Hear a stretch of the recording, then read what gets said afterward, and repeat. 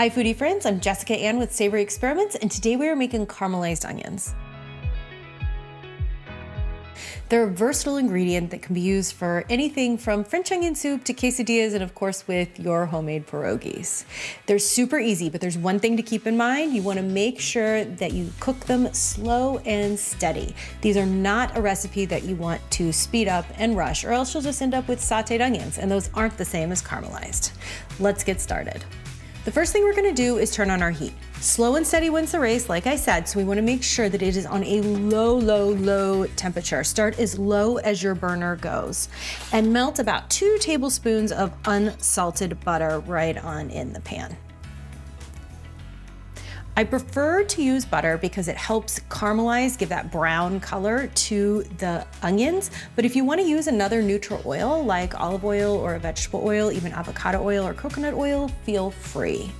Caramelized onions are a little bit different than sauteed onions. Onions are naturally kind of pungent. They've got some bite to them, which is great in some recipes, but other recipes need more of a sweet onion. They have natural sugars in them, but they need the process of caramelization to bring out those natural sugars and help them shine. Our butter has melted, and now we are going to put in our salt. You know I like using unsalted butter so I can control the salt. We're gonna use a half a teaspoon of coarse kosher salt, and 1 teaspoon of white sugar. You don't technically have to use the sugar, but I like to. It helps them along just a little bit and really brings out those natural flavors. Putting it in with the butter and giving it a quick stir gives you even distribution, so when you throw the onions in, every onion gets an equal amount of love. Next, the star ingredient, of course, the onions. And let me tell you, these onions have been making me cry this morning.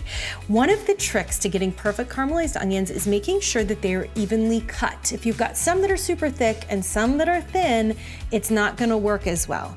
I really suggest using a mandolin slicer to make sure you get the most even of cuts, but please put on the safety grip because the amount of mandolin slicing issues we've seen is a lot.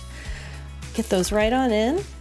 We start with a mound of onions, but don't worry, they're gonna cook down and you don't need to toss them all right away. Let that bottom layer soften, and when we go to move them next, we'll flip them on over so every piece gets a little bit of love.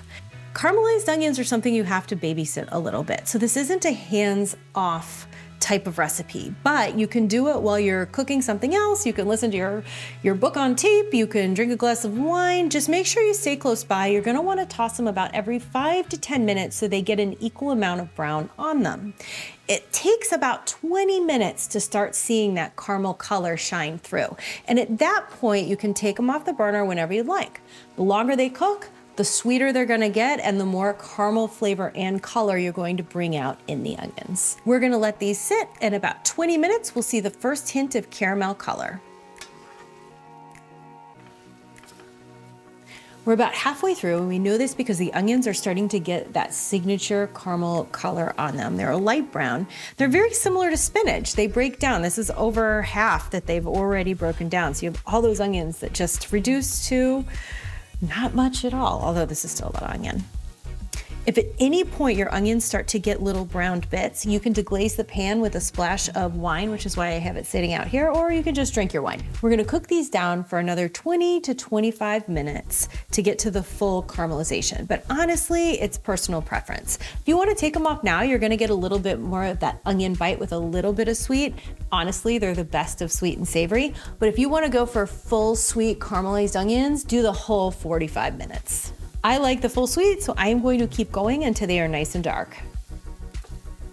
We're at 45 minutes, and these onions have hit my desired level of color, this nice brown caramel.